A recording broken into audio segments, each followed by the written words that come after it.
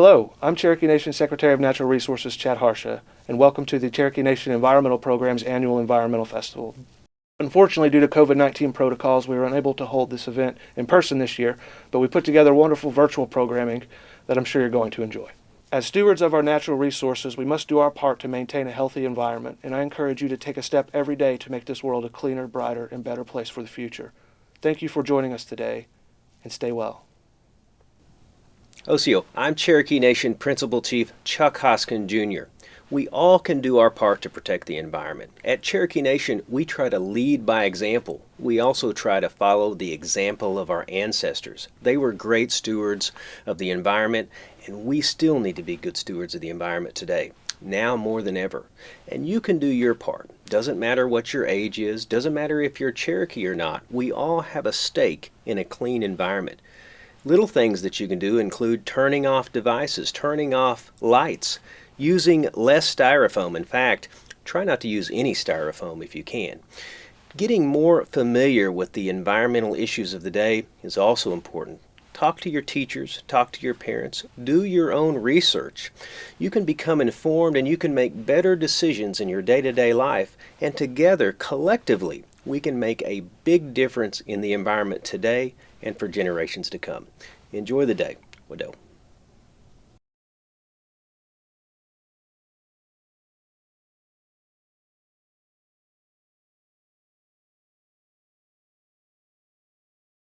Cherokee Nation began building its clean water program in 2001 using the EPA's Clean Water Act Section 106 grant. The goal of the Clean Water program is to monitor the tribe's water to ensure protection for future generations. Within the reservation, there are 19 of the 28 outstanding resource waters, 5 of the 6 Oklahoma scenic rivers, 7 high-quality waters, and 1 high-quality lake. Over the years, Cherokee Nation has worked alongside multiple agencies, including the Army Corps of Engineers, City of Tahlequah Stormwater Team, Northeastern State University, Oklahoma Fish and Wildlife, and tribes across the state. Currently, Cherokee Nation monitors 4 to 6 streams and 2 lakes every year for water quality. In 2010, Cherokee Nation Environmental Programs started a fish tissue program with the Clean Water 106 grant. The fish tissue program would begin to look for mercury levels within the fish on Cherokee Nation reservation. Many federal, state, and tribal agencies monitor mercury levels in fish samples to identify streams and lakes susceptible to mercury contamination. This information is shared to assess trends over time, to determine the factors that make waterways susceptible to contamination, and to develop fish consumption advisories for total mercury. The objective of the Cherokee Nation Fish Tissue Program is to protect and enhance public health by giving technically sound, practical advice about the risks and benefits of consuming fish. The analysis of fish tissue samples help to determine the potential for human health and environmental effects associated with elevated levels of total mercury. The Fish Tissue Program has generated quality data from numerous bodies of water within the reservation in the short time the program has been operational. The program also establishes a comprehensive historical database to elevate total mercury concentrations, which affect the issuance or removal of human health fish consumption advisories and/or environmental impact. Reviewing and identifying the extent and magnitude of total mercury in fish will enable tribal citizens to make informed decisions about where to fish and safely consume their catch. The Cherokee Nation Fish Tissue Program is designed to ensure that all fish tissue sample results are consistent, high quality, and that the tribal citizens receive the best information possible about fisheries on tribal water, while the tribe obtains the best data possible to evaluate and protect fishery resources. All fish collected and sampled for total mercury are released back into the streams and lakes.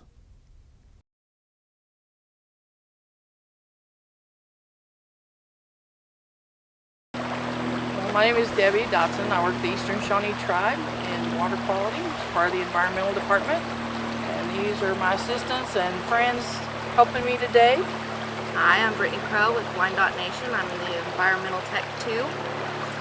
And I'm Janice Wilson, and I'm with Wyandotte Nation also, and I'm Environmental Tech 1. And we do mainly water quality. And we're out here today at Lost Creek at the state line of Missouri and Oklahoma, just below the Eastern Shawnee powwow grounds. And we're going to do a macroinvertebrate collection.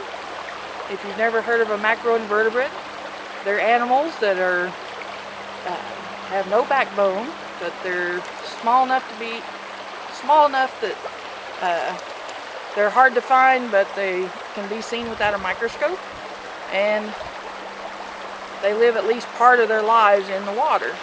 A lot of our insect larvae and different stages of insect life live in the water before they hatch and fly, so a lot of the things we'll find today will grow up to be a flying insect.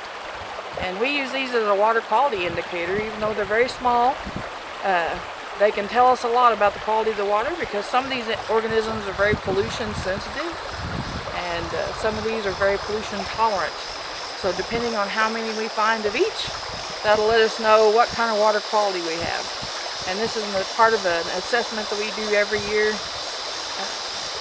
And I know I use this site, and I think Wyandotte Nation goes just upstream from me. And so we're going to see what we find today and see if we can show you some up-close examples and let you know what kind of water quality we've got down here at Lost Creek. Alrighty, so we're going to start off with our kick net. We've got this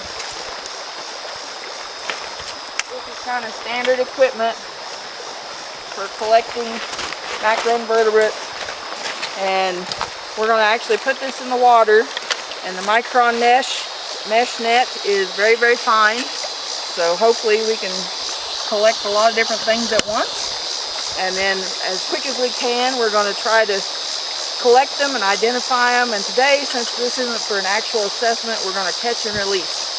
So we're going to get started trying to kick up some bugs. We're going to look under the rocks and see what we find. Alright, ladies. What do you think? We'll do right here. I was thinking it. You're going to hold the net and we'll kick? Yeah, I can, that's fine. Okay. We're going to put a couple rocks down the bottom. I think it'll stay down.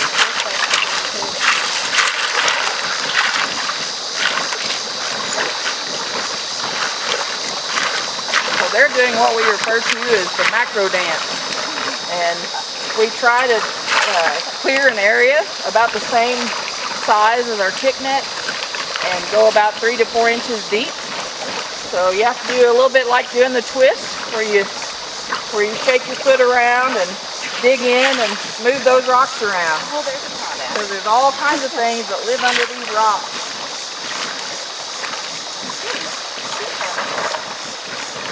Getting in there? Oh my gosh, Ryan, this is big.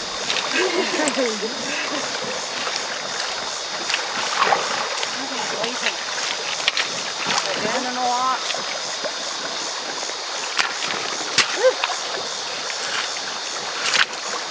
Three crawdads. I don't know. There's three crawdads, 4 crawdads. Let's pull up and see what we got. The pied crawdads. We can see the crawdads. They're the bigger ones. Crawdads, or crayfish, are actually considered macroinvertebrates, even though they're fairly large. Look at all of them. What else did we find? Anything special? Well, we had a hellgramite. Oh, a hellgramite. 2. Well, yeah, 2. Here's another one. 2 hellgramites. You wanna? Yeah. Put them in there. Are we keeping the crawdads to show? Yeah, for a little while anyway. Because they are wanting to get out of It's here. been a couple of them. Put a little water in our cup. I always use my hands. I know, I don't want him to get me. All right. So we'll put these back in since They're a little upset. you're not really counting them, right? No, we're just showing what Showing, comes up on the okay. net. All right, I'm gonna put these back. Oh, there's some of the pennies there. Yeah, there's a water penny. So far so good. We've got 2 Helgramites. Those are very pollution sensitive. And we've got water pennies. Pollution sensitive. Pollution also. sensitive. Also, is that a caddis? There's a little baby stonefly, I think, tiny down the way. These are Helgramites. If they were really big, you'd be scared. Yeah. They're really scary looking. They also bite. Here's some other teeny tiny things. All macroinvertebrates are really important to the food chain and to the water ecosystem in general. Here's a little stonefly. I'm getting nothing on this section. Use my scissors. Forceps. Not scissors. There's a little baby stonefly. And a lot of these, like caddisfly, stonefly, those are also very pollution sensitive. So those are all good finds. So this is a good find, yeah. We do have a couple of leechy looking things, which are pollution tolerant. They'll live anywhere, but you'll always find some of those. We hope we find more I'm not sure what that of the was. sensitive ones. There's a I think caddis. Dead. He's kind of a C shape. He's got a hard head. He's got Lots of plates pennies. on his head, They're very small. and the rest of his body is very, very soft. Got hard plates on his head. He's a C, like C in caddis, or C for creamy. Damselfly. You got a damselfly larva. They'll grow up to be a flying damselfly. Same with our caddis. Usually we do these assessments a little earlier in the year, just because once it gets super hot, a lot of these species have already hatched, and a lot of the ones that are going to fly have already taken off to spend the rest of their life in the air. You can look on leaves, different What's this little debris. dude here? Here's a water penny. Water pennies are really cute and flat. That's usually the kids' favorite, the water penny. What is it? Oh, dragonfly larva. Oh yeah, Very tiny. they're teeny tiny. He's got a way to grow. Yeah. It'll go a while. Some of these things will spend just a few days underwater. Some of them may spend a few years underwater until they get big enough to where they'll morph into their next life stage. That's why I can't get the pennies. In the meantime, a lot of these This is species actually are good for the food chain. Fish eat macroinvertebrates. I believe it's a stonefly, but There's another caddis. So Yep, small. little bitty stonefly. it's very small. Alright, so you can see these teeny tiny Here's another things, stonefly like right compared to here. my finger, they're really, really small. So it's amazing that each one of these has their own life cycle. He's trying to hide under my finger. They all have their own characteristics. The way they move is different, the way they eat is different. Some of them have jaws that crunch. Some of them just filter their food. And I know we didn't find any snails this time, but We should have gone on the other side of the we bridge actually this have time. right-handed and left-handed snails, so maybe we'll try to find you some snails. The right-handed kind Water penny. are the right kind to find. Those are the ones that are pollution sensitive. The left-handed snails are unfortunately pollution tolerant, so sometimes you'll find a lot of those in an area that has a lot of pollution. Lots of little water pennies. Yeah, They're very small. Lots of small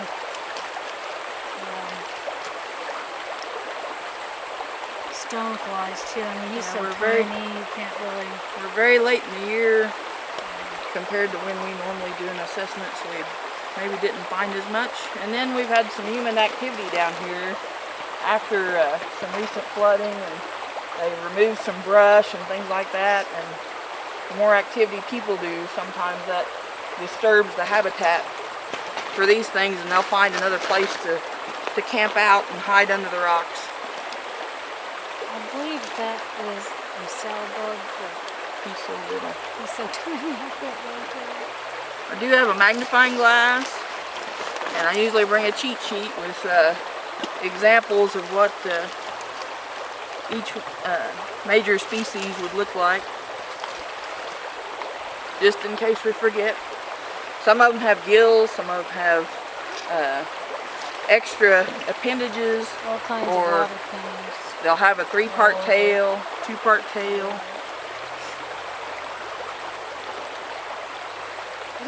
We haven't found any mayflies. No. They're probably already hatched. Well, so- it's August now. Yeah, they've hatched. So do you want to try another kick? Or Sure. see if we find anything else. We're going to try one more time, see if we find anything different. We'll save these over in the shade just for a minute.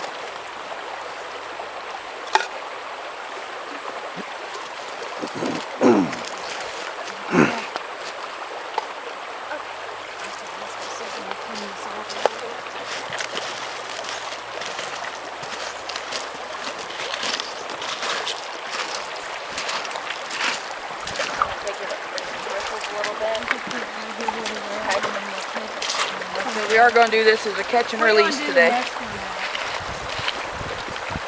want to go upstream a little bit? We can maybe right in there or something. Yeah, if it can. I'm gonna let over here. Alright, if you don't think it's too swift.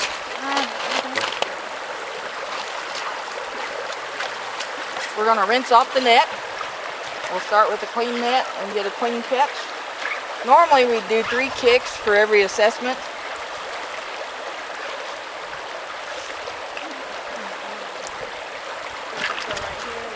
Let's see if we can go. You want to hold it or kick?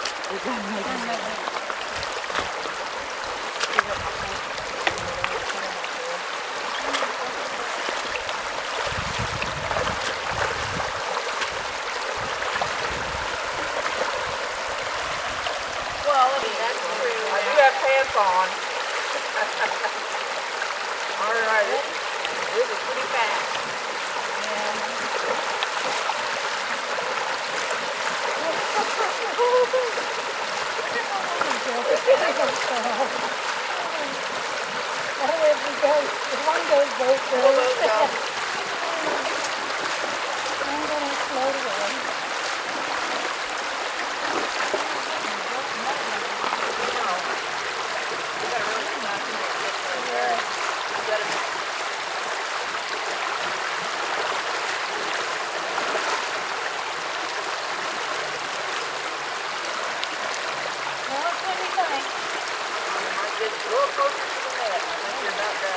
Sorry. I know, it's hard.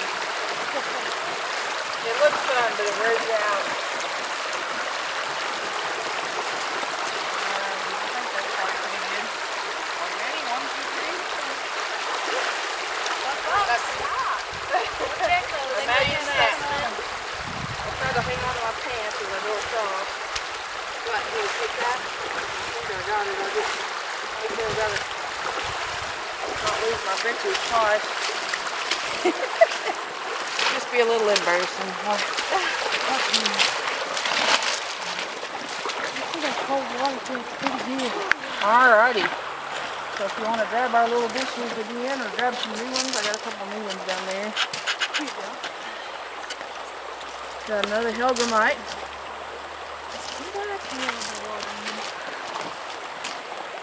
Right up now. I'm gonna make it. Oh, look at all There's this some snails. Yeah, we got some stuff this time. Some of it's on the leaves and the rocks. Here's some of our snails. We're gonna look at our snails, and they open up on the right.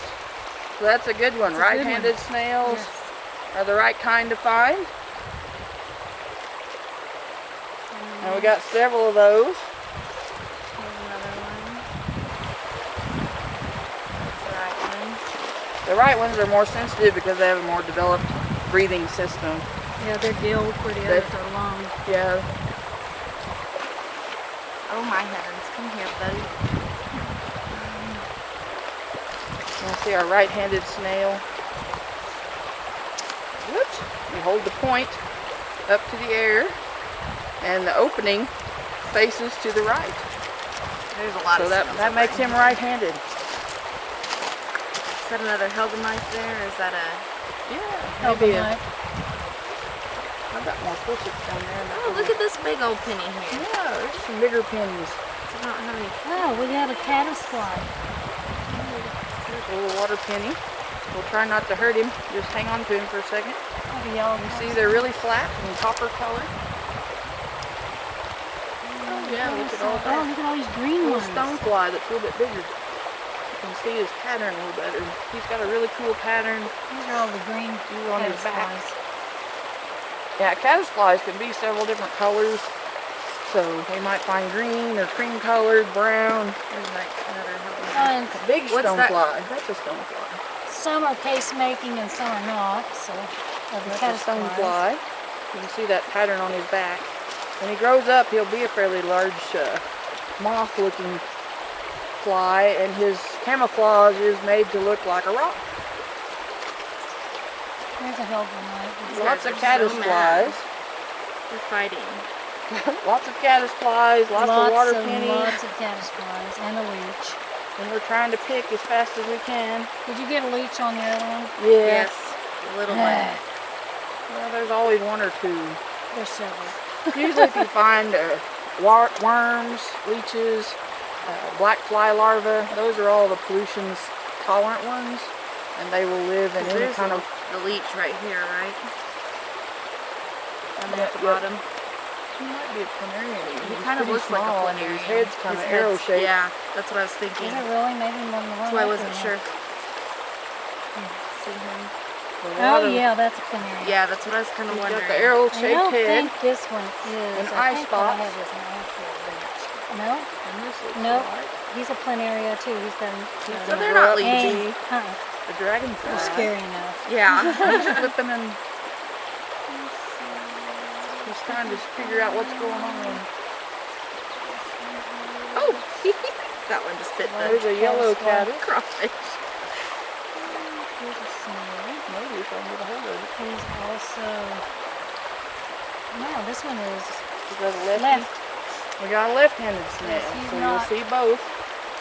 He's tolerant of pollution. He's left-handed. And again, we've got a really good variety of pollution-sensitive Very good species. variety. So, as small as these things are, they're really important as a water quality assessment. They're kind of the canary in the coal mine for water. So, if anything bad happens, like there's a pollution spill or some sort of drastic change in water quality, these things are the first to let you know, because Here is a you won't caddis. find the pollution-sensitive moving. ones in bad water. Uh, A case maker. Casemate, and he's right there next Yeah. to a case-making caddisfly. Yeah, this I don't know if you can see them. Yeah, some of the caddisflies will build a case around their bodies as camouflage. There's some bigger water pennies on here than last Yeah, at least you can pick them out. Ooh, that one looks like a mayfly. There's still lots of stuff wriggling in here. There's another planarian. Yeah, so Okay. you don't see those very often. I found a mayfly. Yay! That's a good sign. He's very. Yeah, mayflies are usually more spring, Yeah, here's this little. but it's still pretty warm out. So we may still be finding some for a couple more months. These guys are so active. Yeah. A lot of the cases on these rocks. Oh wow, you got a ton down there by you, Janet. Oh, I mean, the They're caddisflies still wiggling and all going over crazy. the place. Yes, so you I don't probably know. have to get them back in the water. I don't know if you can zoom in on the net at all, but we got the ones that we collected, and then we got the ones that are still stuck on the net. And like I said, we're not doing this for our actual assessment, so we are going to release these back while they're still active and can reacclimate to their home. We did get some really good examples, and I hope that gives you a little bit of an idea how big a macroinvertebrate is, but Can we set these down on that? Maybe he can get a close-up of it, maybe? But they're just a huge part of the water ecosystem in general, as food for each other, for the fish, and they're also indicators for people, so we can use them as an assessment. Fish are very similar. You can use certain species of fish that are pollution sensitive, and you can assess those as well. But macros are probably the easiest and the cheapest, and very little equipment needed, so just one little net and you're in business. There's a little baby stonefly, I think, trying to run away. These are Helgramites. If they were really big, you'd be scared. They're really scary looking. They also bite. Here's some other teeny tiny things. All macroinvertebrates are really important to the food chain and to the water ecosystem in general. Here's a little stonefly. If I can get him. I should use my scissors. Oh, my forceps. Oops. Not scissors, for sure. There's a little baby stonefly. And a lot of these, like caddisfly, stonefly, those are also very pollution sensitive. So those are all good finds. So this is a good find, yeah, exactly. We do have a couple of leechy looking things, which are pollution tolerant. They'll live anywhere, so, but you'll always find some of those. We hope we find more I'm not sure what that of the was. sensitive ones. There's a caddis. Good. He's kind of a C shape. He's got a hard head. He's got plates on his head. They're very small. And the rest of his body is very, very soft, but hard plates on his head. He's a C, like C in caddis, or C for creamy. Damselfly? You got a damselfly larva. They'll grow up to be a flying damselfly. Same with our caddis.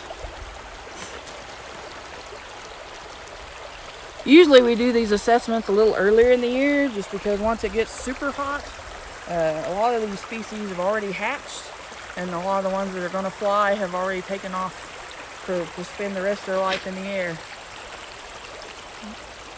You can look on the leaves, different debris. Here. Here's a water penny. Water pennies are really cute and flat. That's usually the kids' favorite, the water penny. What is that? Oh, dragonfly larva. Oh yeah, Very tiny. very teeny tiny. She's got a way to grow. Yeah. It'll grow a while. Some of these things will spend just a few days underwater. Some of them may spend a few years underwater until they get big enough to where they'll morph into their next life stage. I think that's fish. That's why I can't get the pennies. In the meantime, a lot of these This is species actually are good for the food chain. Fish eat macroinvertebrates. I believe it's a stonefly, but it's There's another caddis. So Yep, small. a little bitty stonefly. it's very small. All right, so you can see these teeny tiny Here's another things, stonefly like right compared to here. my finger, they're really, really small. So it's amazing that each one of these has their own life cycle. He's trying to hide under my finger now. They all have their own characteristics. Here's stonefly. The way they move is different. The way they eat is different. Some of them have jaws that crunch. Some of them just filter their food. And we didn't find any snails this time, but We should have gone on the other side of the we actually have right-handed and left-handed snails. So maybe we'll try to find you some snails. The right-handed kind water penny. are the right kind to find. Those are the ones that are pollution sensitive.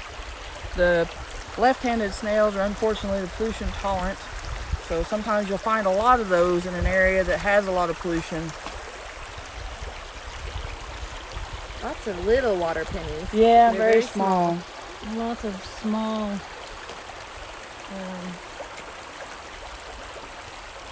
stoneflies too. I mean, he's Yeah, so we're very- tiny, you can't really. Whoops. You hold the point up to the air, and the opening faces to the right. There's a lot So of that makes him right-handed. Is that another Heldenmite there, or is that a... Yeah, maybe a. Helgramites. I've got more forceps down there in that Oh, little. look at this big old penny here. Yeah, there's some bigger pennies. I don't have any... Oh, we have a caddisfly. Here's a little water penny. We'll try not to hurt him. Just hang on to him for a second. Oh, the yellow You see they're really flat and copper colored. Oh yeah, look at all Oh, that. look at all these green Little ones. stonefly that's a little bit bigger. You can see his pattern a little better. He's got a really cool pattern These are all the green used on his back. caddisflies. Yeah, caddisflies can be several different colors. So we might find green or cream colored, brown. And Big stonefly. That's a stonefly. some are pacemaking and some are not. So That's a caddisfly. stonefly. You can see that pattern on his back. When he grows up, he'll be a fairly large moth-looking fly, and his camouflage is made to look like a rock. Where's the hellbent? Lots of caddisflies. They're fighting. Lots of caddisflies, lots of water pennies, Lots of caddisflies and a leech. and we're trying to pick as fast as we can. Did you get a leech on your other one? Yeah. A little one. Well, there's always one or two. There's several. Usually if you find worms, leeches, black fly larvae, those are all the pollution tolerant ones, and they will live in any kind of... The leech right here, right? Down there Yeah, at the yep. bottom. He might be a planarian even. He He's kinda pretty looks like a small, but his planarian. head's kind of His arrow head's- shaped. Yeah, that's what I was Is thinking. it really? Maybe one That's why I wasn't sure. See him? But a lot Oh of... yeah, that's a planarian. Yeah, that's what I was kind of He's wondering. got the I arrow-shaped don't head, think this one is. and I eye think spots. one of it is an actual leech. No, and this looks No. like... he's a planaria too. He's been. He's going to grow up to be Uh-uh. a dragonfly. Scary enough. Yeah. He's flipping and... He's trying to figure out what's going on. That one just fit the There's a yellow caddis. crossed it. Maybe if I can get a hold of it. And also, no, this one is Is that a lefty? left. We got a left-handed snail, He's so you'll not- see both. He's tolerant of pollution. This is left-handed. And again, we've got a really good variety of pollution-sensitive variety. Very good Species. variety. So, as small as these things are, they're really important as a water quality assessment. They're kind of the canary in the coal mine for water. So, if anything bad happens, like there's a pollution spill or some sort of drastic change in water quality, these things are the first to let you know, because you won't find the pollution sensitive ones in the bad water.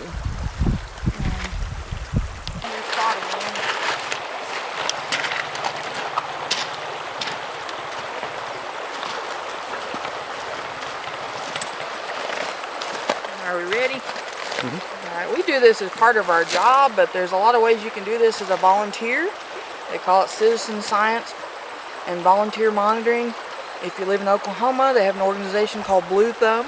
It's through the state of Oklahoma Conservation Commission, and they have volunteers all over the state that collect macroinvertebrates and other water quality data and submit that. Missouri also has their own volunteer monitoring organization called Blue Thumb. No, I did that wrong. Missouri Stream Team. Missouri Stream Team. You'll have to edit that. Missouri Stream Team is on the Missouri side, and it's very similar in the way they function, and they make it very easy for the average individual to monitor a water body that's close to them, that's important to them. They do stream cleanups, macroinvertebrate assessments, and other water quality assessments year-round. And I got this little handy chart. This is kind of a visual aid if you're out in the field. I laminated it so it can get wet. But this is from a website called macroinvertebrates.org. And if you go to that website, it magnifies each type of macroinvertebrate to a super large scale, so you can identify all the little parts and pieces that make it the species that it is. And it'll tell you, it asks you questions like, does it have a tail? How many legs does it have? What does its head look like? And those things will lead you down the path to show you what family it comes from, where you're most likely to find it, and more information about that particular species.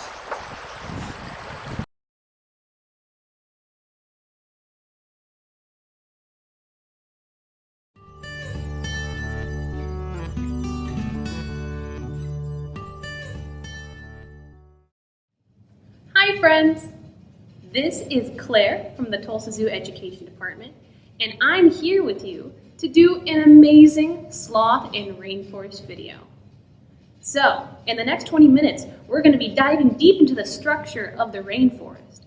We're going to be learning about the sloths that live there, and we're also going to be meeting some animal ambassadors from the Tulsa Zoo. So strap in as we dive into the rainforest. Now, rainforest is a pretty easy term. It is a forest that gets quite a bit of rain. But did you know because of all this rain and lush plants that scientists believe it has the most biodiversity? Biodiversity is a pretty easy term to remember. Bio meaning life and diversity meaning diverse, different kinds. So we can figure out by those two parts of that word that there is a lot of different species that live in this area. Different plant species and animal species. Scientists believe 80% of terrestrial or land animals live in the rainforest. Now what's even crazier is that only 6% of the world is rainforest. That's a lot of diversity in a small area. So we learned just about how many animals live there, but did you know that there's different types of rainforests as well? There are two types, the temperate rainforest and the tropical rainforest. Now, temperate usually is not thought of first when we talk about rainforests. These are cooler areas. They have a cooler climate, but they still get a large amount of rain, and they are also quite humid. But these forests are typically found northern Pacific, so they're going to be found usually up in the North American coast, and they're going to be getting a lot of that sea air coming in. Now we're going to be moving on to the main event, tropical rainforests. So what makes tropical rainforests so unique is where they are found. Tropical rainforests are found along the equator. The equator is longitudinal lines that separate the world into two. So if you are a habitat near this area, you are typically going to have a lot of warm days, a lot of warm climate. So a lot of these tropical rainforests are going to be found in northern South America and Central Africa. Today we're going to be focusing on the rainforests found in South America, because that's where the sloths live. So, we got to talk about what makes up the rainforest. Now, looking at the rainforest, it looks like one big thing, but there are actually layers of the rainforest, like layers of a cake. The rainforest is made up of 4 layers. Starting from the bottom, we have the forest floor. The second layer is called the understory, and the third layer is called the canopy. With the very tip-top layer, the final 4th layer, is called the emergent layer. So we're going to dive into each one of these layers, but let's start from the bottom, the forest floor. The forest floor is very well named because it is the floor of the forest. So this is actually the darkest level of the rainforest because it's at the very bottom. All of those leaves will block the sun from getting down there. So this area has the least amount of sunlight. But that is perfect for creepy crawlies that live there. These creepy crawlies I'm talking about are decomposers. So decomposers are typically fungi, mushrooms, and bacteria and other insects that live on this layer. And what their main duty is to break down the organic material that builds up on the floor. So this material can be leaves that fell from the upper layers. It can be the fruit that fell down from the upper layers. And sometimes it can be critters that have passed away and are on the bottom floor. So that's where our decomposers come in. They'll scurry through, they'll break it down, munch it, waste, and then all of those nutrients will return to the soil. So we are going to meet an animal ambassador that you can find on the forest floor. Let's take a closer look. So here we have a friendly decomposer. This is a Madagascar hissing cockroach. So these guys are well named. They're found in Madagascar. They can hiss, and they are roach. But first, before we get into that, I want to talk about all these little friends you might see walking on him. So, this guy has some friends. These are little mites that live on the roach. Now, these mites don't bother him at all. These are what we call symbiotic relationships. So these little mites help the roach. They walk around, they clean him, and so the roach is quite happy with this. So this is a mutualistic relationship. The mites get to eat all the gross stuff on the roach, and the roach gets to stay clean. That's what symbiotic relationship means.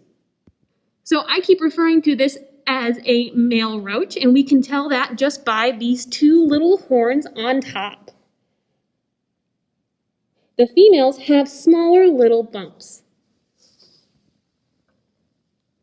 So these little guys are going to be walking onto the forest floor. They're going to be found in Madagascar, but they're going to be doing the same roles as you can find in a tropical rainforest. These guys like to eat old, decaying organic matter, like we talked about. So here at the zoo, they eat maybe not as much decaying organic matter as they would like. They get fresh potatoes, apples, pears, and monkey chow. And that is all we have for our decomposer. Moving on to the second layer, we're going to be looking at the understory. So this layer is right above the forest floor. So it is not as dark as the forest floor. This layer has little bits of sunshine, but it is mostly shielded from the hot sun and the severe weather from above. So it makes it perfect habitat for young saplings to grow.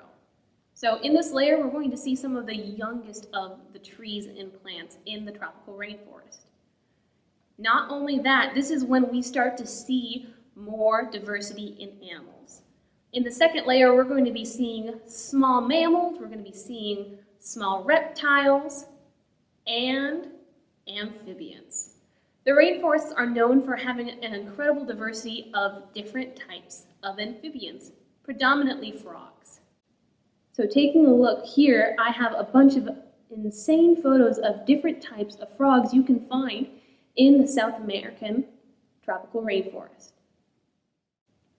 And here in the education department, we also have an amphibian that might want to say hi. Let's take a look at a frog you can find in a rainforest. So this guy right here, this is our tomato frog. This is Bisque. He is a tomato frog found in Madagascar. He is called a tomato frog because of just how he looks. He is that rusty orange color and he's large and plump. But this guy is pretty interesting. We just talked about frogs that like to climb in the understory. This is a different type of frog that likes to burrow in the forest floor. But he still shares a lot of the same characteristics we see in those understory frogs.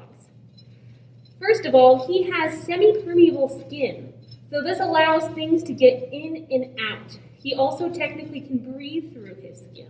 Because of their special skin, if the frog populations are large and healthy, it means that the forest that frog lives in is also nice and healthy. If the populations are dwindling and the frogs are showing negative signs, it means that that rainforest is being impacted in some way. So these guys are good indicator species, knowing that how the health of a rainforest is doing. And last but not least, these guys share the most in common with our understory frog friends is because of their diet. These guys are insectivores. They're carnivores that mainly eat insects. So as you might know, they all have those long, stretchy tongues that are perfect for pouncing on their unsuspecting insect friends and gobbling them up and eating them. So that was Bisque, our tomato frog. We're going to be moving on to our next layer. The next layer is the most iconic layer in the rainforest. This is the layer most people think about when they hear rainforest. It's the canopy. The canopy is filled with spots of sun. It also has many vines, branches, leaves, and in this level is where we start to see fruit. So because of that mixture of habitat and food, it's where you're going to find the most amount of animals in the rainforest. Scientists believe up to 90% of the animal species prefer to hang out in this level. What's even crazier is the animals that live in this level tend to travel in between all of the other levels. So typically in this level we can see mammals, we can see birds and reptiles, but it's too hot and there's too much sunlight for those cool amphibians. So let's take a look at an animal that likes to hang out in the canopy. So here we have an animal that you can find in the canopy. This is a white-bellied kite, and she is a small type of parrot. Her name is Monkey. So she is a small type of parrot, and you can tell because of two distinct traits on her. If you look at her feet, they look a little funny, don't they? This is because she is a parrot. All parrots have these kind of feet. It has a funny saying, it's called zygodactyl feet. So that means that her second and third toe are on her front, and her first and fourth toe are on her back. The second part you can tell she's a parrot is because of her beak. Now you might notice that she has some leftovers on her beak too. She just ate a delicious salad. So in the wild, with her beak, she can crunch into nuts. She can rip into fruit and nibble all that stuff down so she can fit it in her tiny beak. Also, looking at Monkey, she has some weird colorations. Now for the canopy, these bright colors are perfect for camouflage. She can blend in with a lot of the same colors you find in the canopy.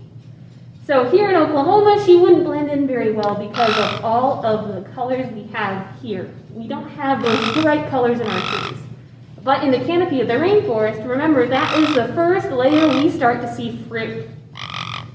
So she has those bright oranges and yellows that look like fruit. She has those beautiful emerald green wings, so she can blend in when she's flying around quite well. That is Monkey, our white-bellied kite. Let's move on to our next layer. Now we are at our final layer. The very tip-top layer is the emergent layer. This layer, because it's the top, obviously has the most amount of sunlight. It is also home to the sturdiest and tallest of all the trees in the rainforest.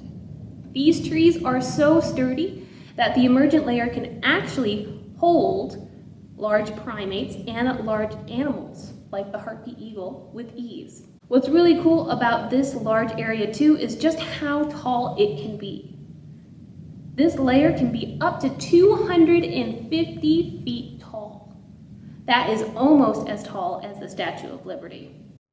So we just went through all 4 layers of the rainforest. Starting from the bottom, we had the forest floor. The second layer was the understory. The third layer was the canopy, and we just finished talking about the last layer, the emergent layer. So now that we know what makes up a rainforest, how about we check out an animal that lives in the emergent layer? So here we have some animal ambassadors that you can find in our emergent layer. Here we have 2 different types of macaws. The one on the left that is blue and yellow, she is a blue and gold macaw, while the one on the right, the bright red one, is, funny enough, a green-winged macaw. So these 2 are going to be found in the emergent layer and in the canopy. And that is because they are going between those layers to search for food. So you can see Kira right here has a little treat. She's eating a Brazil nut. Now these nuts are typically really hard to get into. So right here I have one. I wouldn't be able to squish this open unless I have a special tool. Luckily, these girls, their beaks are their special tools. They can break into hard nuts and peel away fruit to get to the meat inside. So we just saw a closer look at these 2 animal ambassadors, which you can find in the emergent layer of the rainforest. Now, let's move on. Hey everyone, I'm Katie, and I'm going to show you how to do a really fun craft from an animal that lives in the rainforest. We're going to make a toucan, and we're going to make a stained glass window that you can put up and the light will shine through and it will look just like a real stained glass window. Now this is a really easy craft project to do because it's made with simple supplies that you could find around your house. We are going to use a background piece of paper. Okay, so this is a full sheet of construction paper. I chose green. You can choose whatever color you want. I also have a piece of black. This is going to become the head of the toucan. And I have a piece of white just for scrap. So if you just have little scraps laying around, you can use that too. Now in addition to the construction paper, we will need colored tissue paper. I have 3 different colors here. If you just have one color, that's fine, no big deal. You can use what you want. Or if you just have white at your house, you can actually color your tissue paper with marker and then use that in the same way that we're using our colored tissue paper. In addition to those supplies, we need a bit of string, doesn't matter what kind of string, some glue, scissors, and a pencil. Okay, let's get started. So what we're going to do first is we're actually going to make strips of our tissue paper, and I've done that here. So I've just cut strips of tissue paper. Now you won't need this many, but it never hurts to have a little bit of extra. We're going to just set that to the side for now. And I'm going to take my piece of paper. And what we're going to do is we're going to draw a large beak on our paper. Okay, and kind of the shape of a toucan. Now we have to cut it out. Now it's important that we don't cut the edge of the construction paper. So what we're going to do is just bend the paper a little bit, give it a little fold, and then we can get our scissors in there to cut. Now if you do happen to cut through the edge of the paper, don't worry. You can always just use a little piece of tape to tape it back together. Next, we want to take our black sheet of paper and we're going to cut a half circle from the edge of the paper. So we want the straight edge to be part of the circle. Like so. Okay, doesn't have to be perfect. It just can be the shape that you like it. And we're going to glue this right to the side of our toucan, just like that. Like so. Okay, then we're going to flip the paper over entirely. So the head side should be towards the table, and then we're going to use those strips of tissue paper and we're going to put strips all along the hole and cover the whole entire thing up. So put glue at the top and the bottom.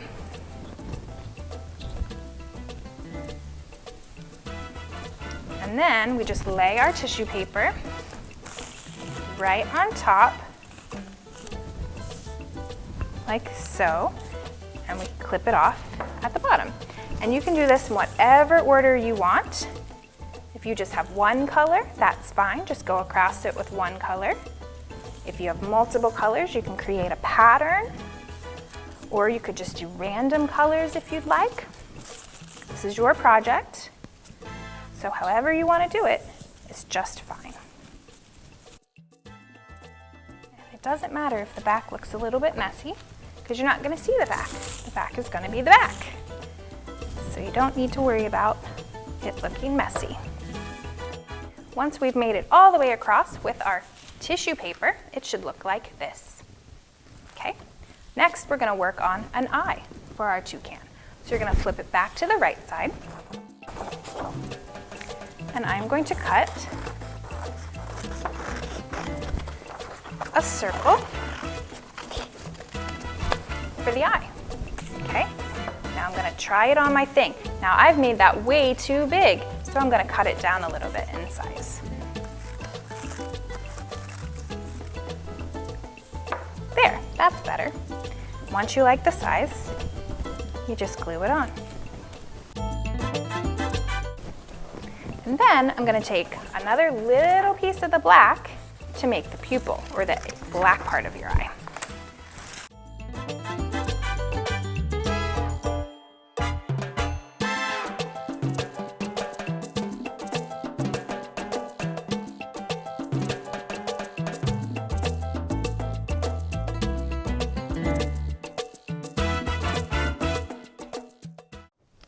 And next, all we have to do is add the string. So I'm going to flip it back over to the back. Glue on one side, lay my string down, some glue on top too, glue on this side, glue it down, okay, and there you have it. We do have to wait until it dries. There you go, there's your nice toucan craft to represent the rainforest. So we just went through the structure of the rainforest. We learned what animals live in what levels, and we got to meet some of those animals. But where do the sloths fit in? What layer are we going to find the sloths? Well, fun fact, they can be in any layer.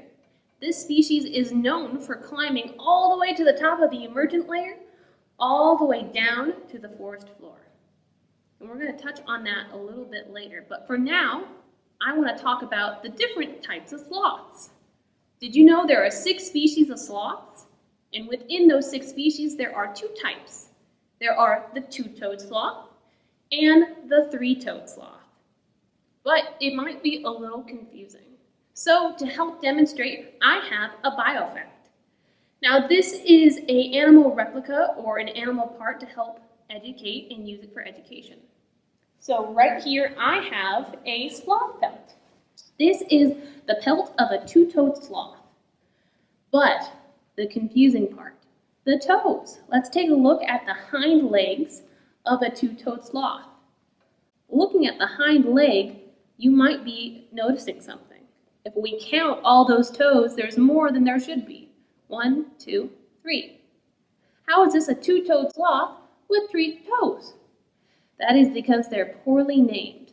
They should actually be called two-fingered because their 2 claws are on their front arm.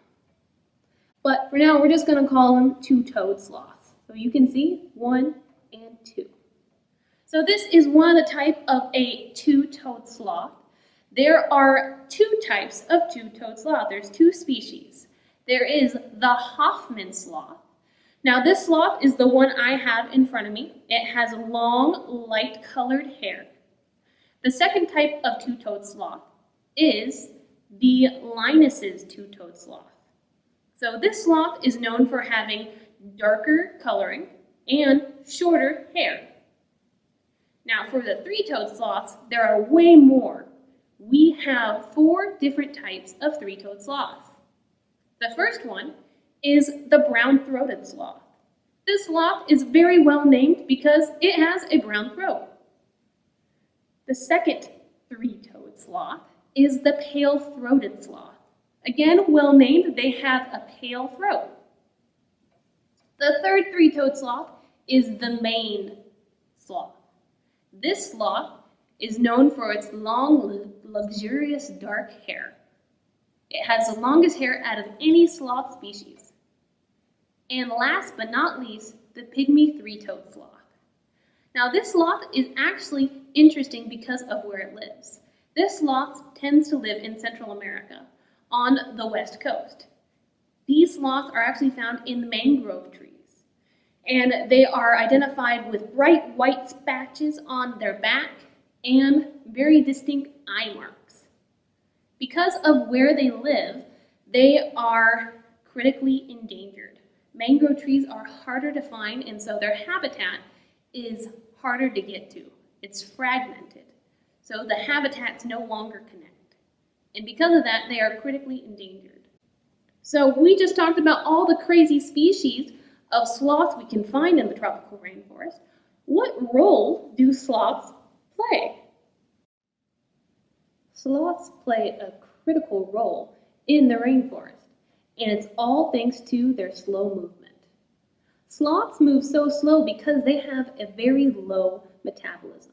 So they live the slow life, and they slowly walk around all day. So they have limited movement, but they are able to touch all layers of the rainforest. So how do they do that? It's because of their fur, and because they're slow. Since sloths are so slow, algae, moss, mold, all that fun, gross green stuff tends to grow on the back of sloth's fur. Now, their fur ends up being a habitat for other critters. So the sloths will slowly go through all the layers of the rainforest with an immense amount of bugs and bacteria on their back. Some scientists believe that there are more than 86 different species of insects that live on the back of a sloth. Now, one of those insects is more important than the others. It is because it has a symbiotic relationship with sloths. So sloths, just like our roaches from earlier, they have hitchhikers that they don't mind. So the sloths have a symbiotic relationship with the sloth moth, a well-named moth, because the only place this moth lives is on the back of a sloth. Their whole world is based on the sloth's fur and where the sloth goes. So these guys have a very interesting habit. They typically only visit the forest floor once every week or every other week. And it has to do with the bathroom. Sloths, specifically three-toed sloth, have a weird behavior where they will descend the trees that they're on, going through all layers, sometimes starting all the way up in the emergent layer, taking the long journey to go to the forest floor just to poop. Why do they do that? Scientists still actually don't know. But they do know that the moths need this process in order to continue their life cycle. So once the sloth gets all the way down to the base of the tree, it will do what I like to call the sloth poop dance. So you have your three claws, you're holding the tree, and because you're a three-toed sloth, you actually have a little stumpy tail. So with your tail, you will start to wiggle your butt, and you will create a little tiny hole. And then you're gonna poop, and then you're gonna climb back up the tree. So that's the sloth poop dance. During the sloth poop dance, the moths are going to leave the back of the sloth and lay their eggs on the sloth poop. They look at that poop and they think it's the best nursery. So they lay their eggs there and then they fly back to the sloth fur. So those eggs live on the poop, they hatch, the little larvas roam around the waist, and they grow big and strong and metamorphosize into moths. So there's a large amount of moths flying away from the sloth poop, and they fly all throughout the layers to try to find another sloth host, another place where they could live on the back of a sloth and hopefully have their eggs one day. So thanks to the sloth provides a habitat for these moths to live on, and the moths will lay their eggs and fly off to be a snack for other critters.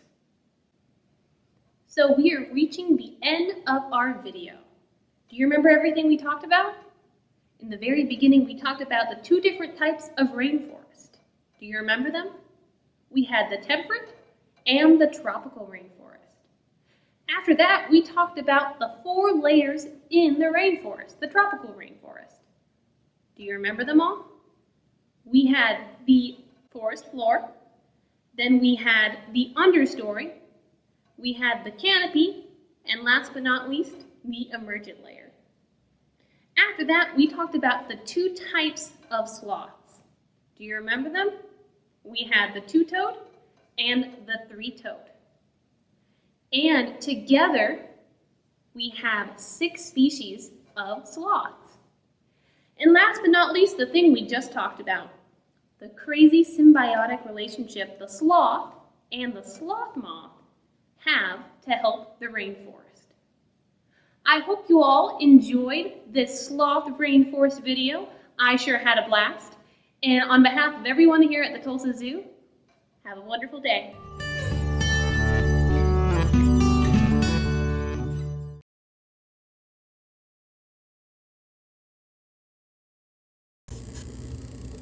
I want to welcome you here today to the environmental program, virtual program, and my name is Cherokee Kingfisher, and we're going to be talking about how the Cherokee use the deer.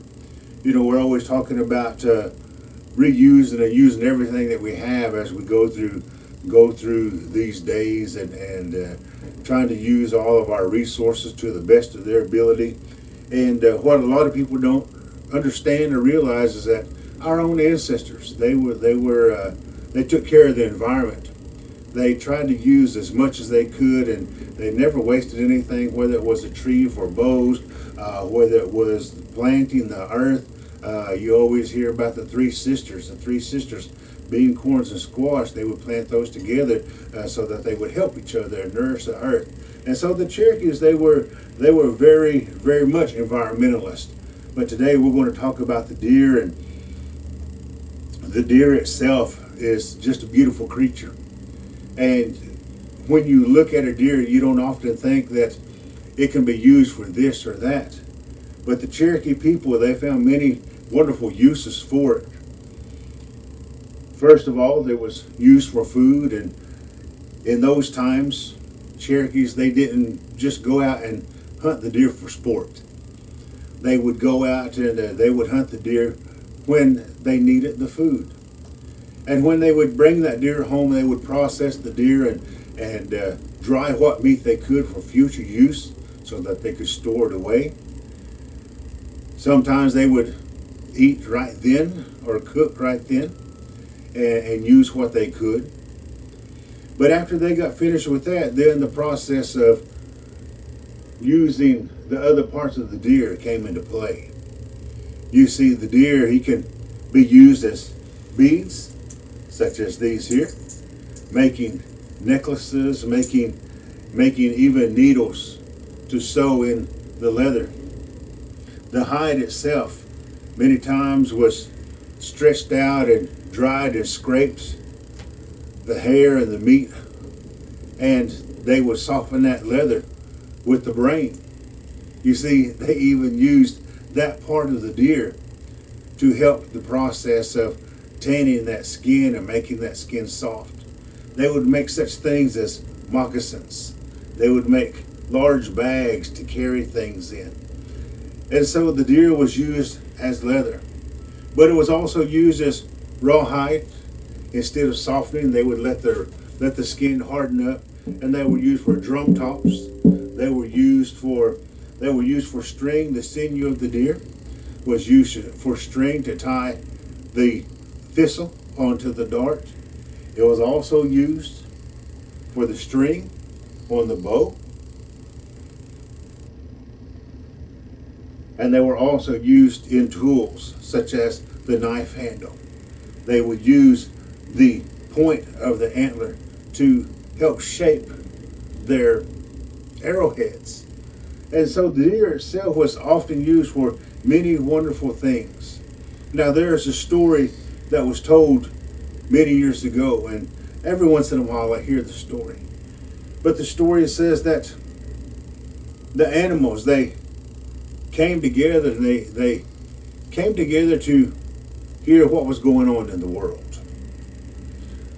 Many of the animals had great gripes because, you see, the humankind had already come, and they were making their homes in this and that. And one of the gripes came from the deer. Little deer, as he came forward, he said, you know, the humans, I don't mind them being around. I don't even mind when they take a brother or a sister for food. He said, but now, he said, they're starting not to even give thanks. You see, in our way as Cherokee people, whenever we took from the earth, even killing the deer, we would say thank you to that spirit of the plant, the spirit of that animal, even to Mother Earth, and of course we always thank Creator.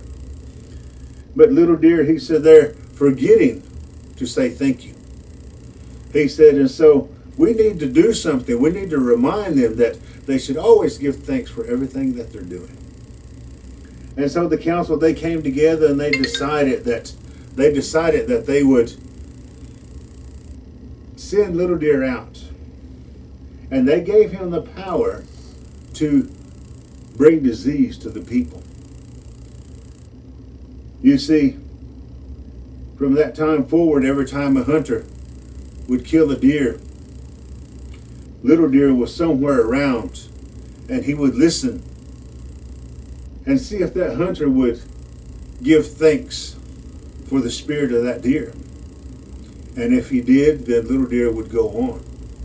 If he didn't, then little deer would send a disease, rheumatoid arthritis, where the hunter in his age would begin to stiffen up and not be able to move, not be able to hunt anymore. And so you see that today, whenever we do something, we must always remember to give thanks. We must always remember to use everything that we have whenever we kill an animal. Whenever we use it, we don't kill it just for sport. We don't kill a deer just because it has beautiful antlers. We don't kill a deer just because he's big. We kill the deer because we need that food.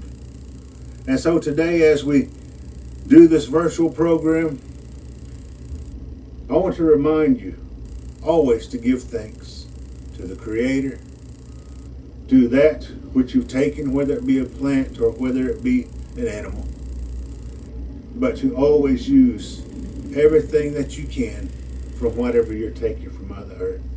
At least that's the way our old ones used to do it. Well, don't.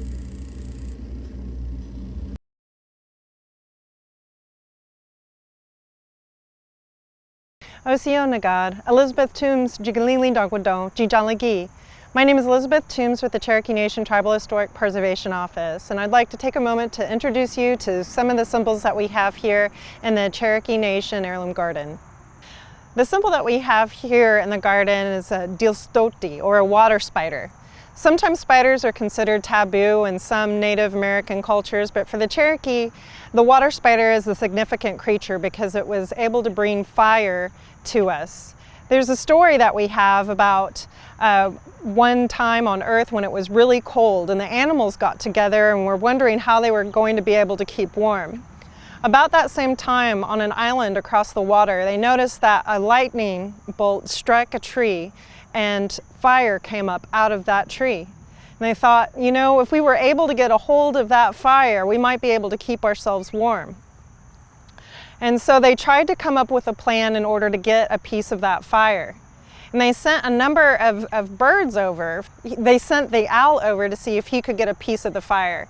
And he flew close to the tree and the smoke came up in his face, but he wasn't able to get down to get that fire. So he came back and his eyes were all red and his neck was all turned around, and they say that's why the owl looks the way that he does today. And the raven had beautiful white feathers and thought, you know, I might be able to get in close and get a piece of that fire. And so he flew over. And the smoke came up and turned all of his white feathers coal black. And he came over, but he didn't have a piece of that fire. So this little water spider spoke up and said, I'd like to give it a try. And they said, well, you're just way too small. And he said, well, I can swim across the water and try to get a piece of that fire. And so what he did was he wove a basket to put in the middle of his back out of his web. And then he took clay and lined that basket. And they say that's the beginning of our basket weaving and our pottery. He was able to get across the water, and instead of getting fire, he got a coal and put it in the middle of that basket and brought it all the way back. And that's how we were able to get a hold of that fire. Now the water spider that we have here in the garden, if you look closely, it has a cross in the middle of its back. That cross is supposed to be the representation of fire. Some say that the literal representation of fire is taboo, so they'll use that cross, or what we sometimes call the 4 directions or even the 7 directions, to represent fire. And even though it looks like he has 3 segments, we all know from science class that spiders only have 2 segments. That 3rd segment in the middle is a representation of that basket lined with clay. Also along this corner of the garden, we have different features along the garden beds that represent symbols that we have in our basket and pottery. For example, we have that diamond that you can find on a rattlesnake's back that we'll talk about later.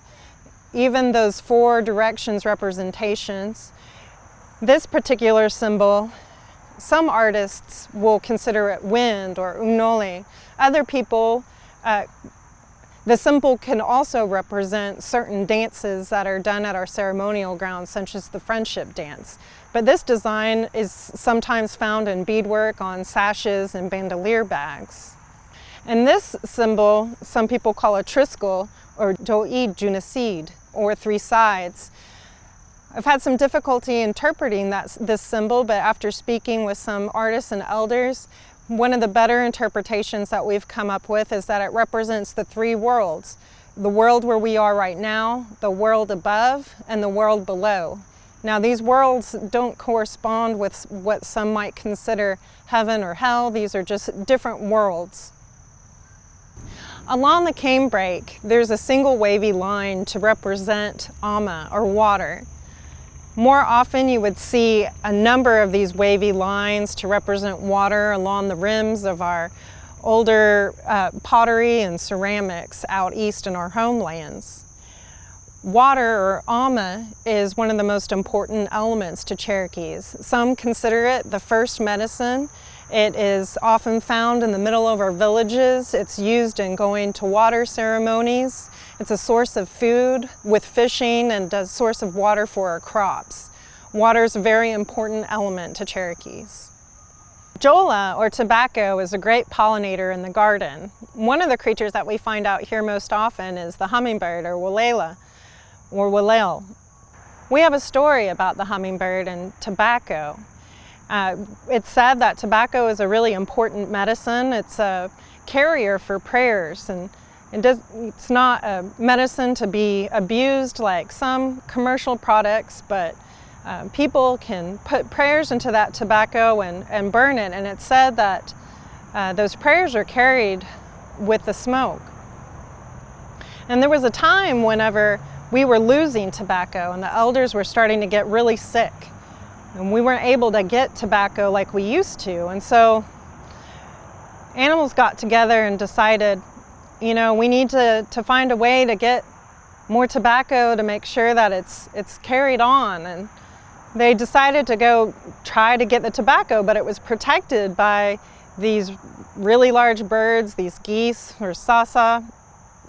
And at that time they were really great warriors and were able to ward off anybody who tried to get to the tobacco. The deer tried and it failed, and the bear tried and it failed to get the tobacco.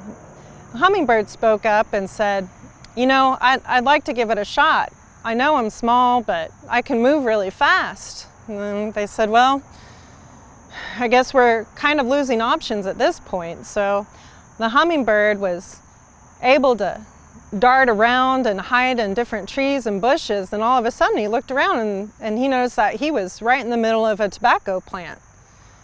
But yeah, he was too small to be able to bring back that whole plant, so instead of bringing the plant, he hid seeds and little leaves in his feathers and was able to fly back. And they said that that's how we were able to continue to use tobacco today. And I think it's important to remember sort of our values and natural resource management. They say that with some of our plants that are more easily found, that you should only take one out of every 4 plants that you find. And for our really rare and sacred plants, that you should only take 1 in every 7. I think the point of that is important to remember that we always leave something behind so that the plants can carry on and that people can get access to those plants when we need them. You'll also find throughout the garden that we have copper plates and syllabary describing the plants. And this particular plate says Nawoti, or medicine. And plants and medicine are very important to Cherokees. We have a story about how humans at one time overhunted all the animals, and the animals were getting really concerned, so they decided that, you know, we need to control some of the human population that's taking over. So they decided to introduce disease that would kill off the humans. And plants overheard this while the animals were in council and thought, you know, for every disease that's being introduced, a plant is going to be able to provide a medicine to make sure that humans can survive this disease. And that's how the plants gave us medicine. The possum grape is covering an arbor, or Diona stakla'i. The arbor can be found in a number of our Cherokee villages and towns out east in our homelands, and can also be found at our ceremonial grounds today.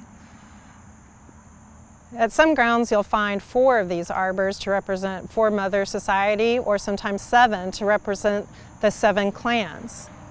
Out east in our homelands, it was said that you could not have a Cherokee village or town without all of our 7 clans represented. This particular arbor is facing an important direction, east, where the sun rises in the garden. I'm sitting next to the largest feature in the garden. Some might call it a rattlesnake, ujinedi, or some might call it uktena. It doesn't have the horns like that creature, but it does have a serpent body with rattles at the end.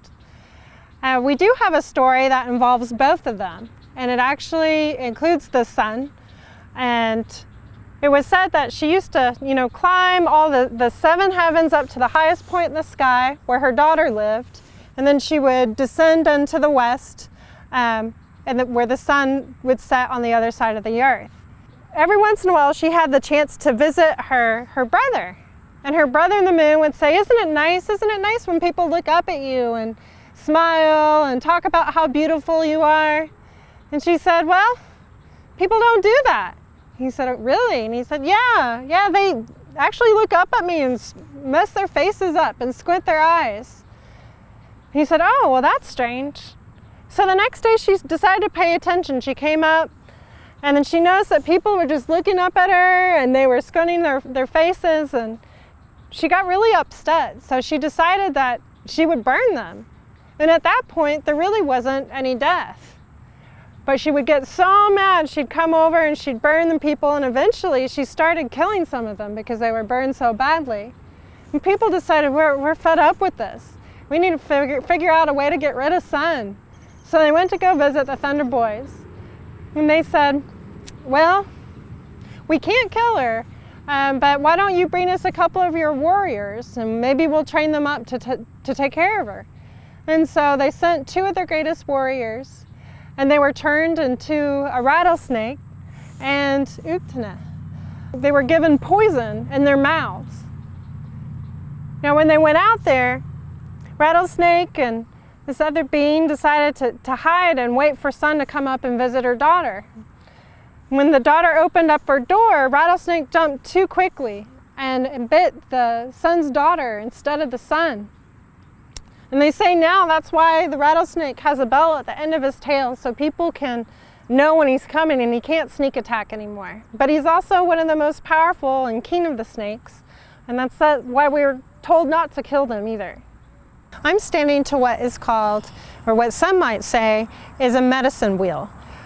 We've used a word that was given to us by Benny Smith, Jagesa, a dos death doti, or to fix oneself up. And we use the colors and the directions that were recommended to us by the medicine keepers. Out in the east, we have gigage, or red, where the sun rises. And to the north, we have sokonage, or blue, often associated with cold. To the west, where it gets dark, we have gunage. And to the south, we have unega. Some say that you'll find these cycles in everything, from a person's life, from birth to death, to the cycles and the seasons, or the cycle of a plant. And it's said that if you can work through these, if you can meditate through these ideas, then you're a dos death doti, participating in cleaning oneself up or fixing oneself up. The last feature in the garden is the saligug, or the soft-shelled turtle.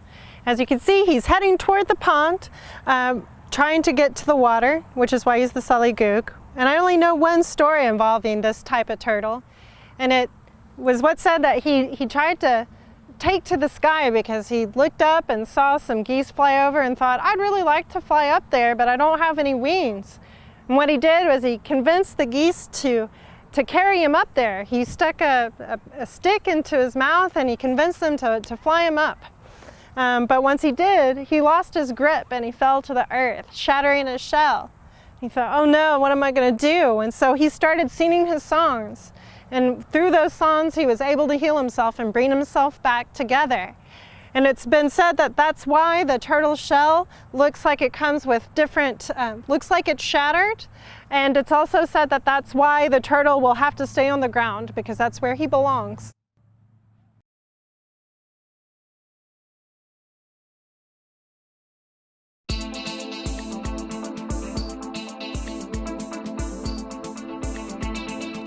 Bats are the only flying mammals. Flying squirrels only glide. Bats are in their own scientific order called Chiroptera, meaning hand-wing. The bat wing structure is similar to a human hand. There are 4 long fingers with thin skin stretched between them.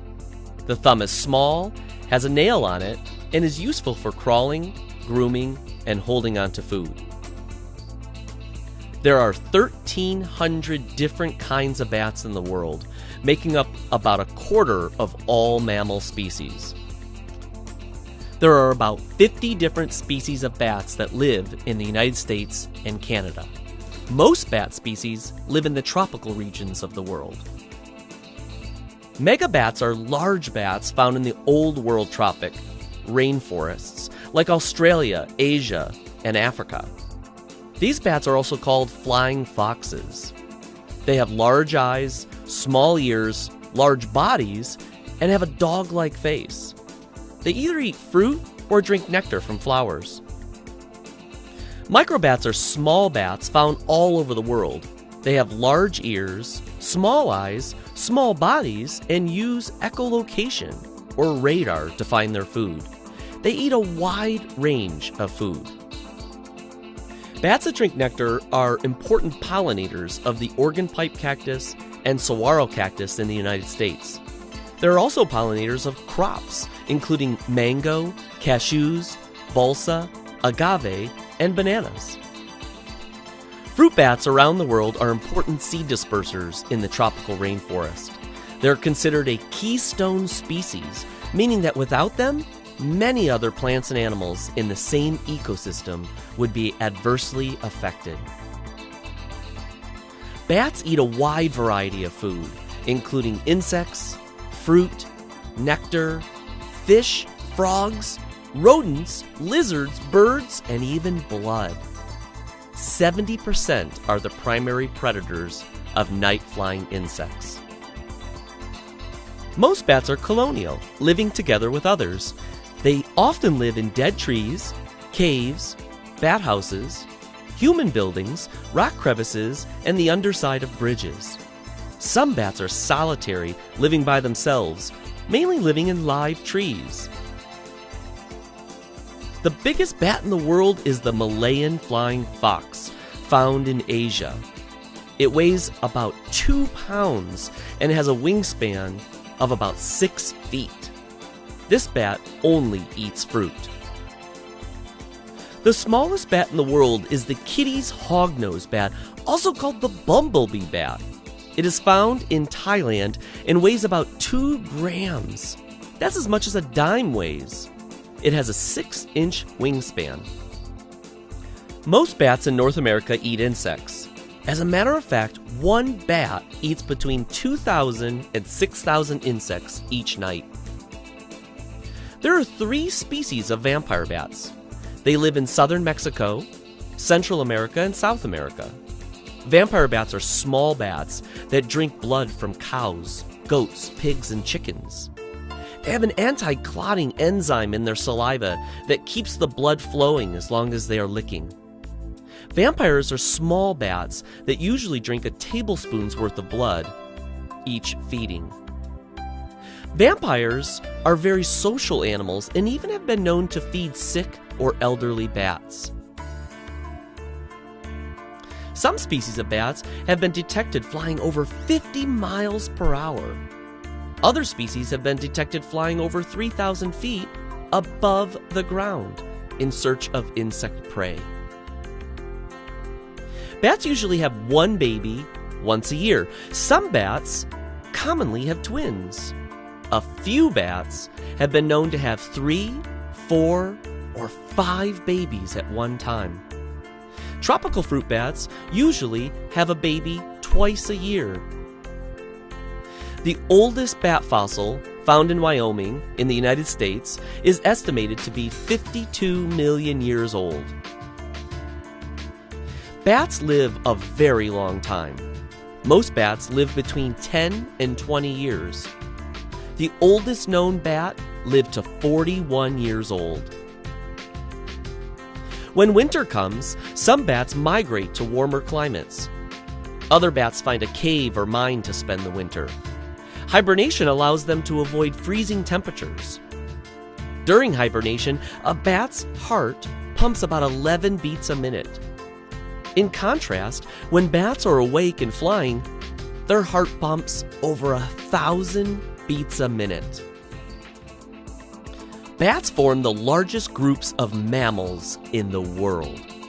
Bracken Cave in Texas houses a colony of about 20 million Mexican free-tailed bats.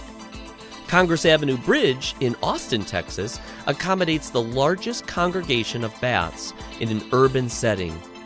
Almost 1 million bats.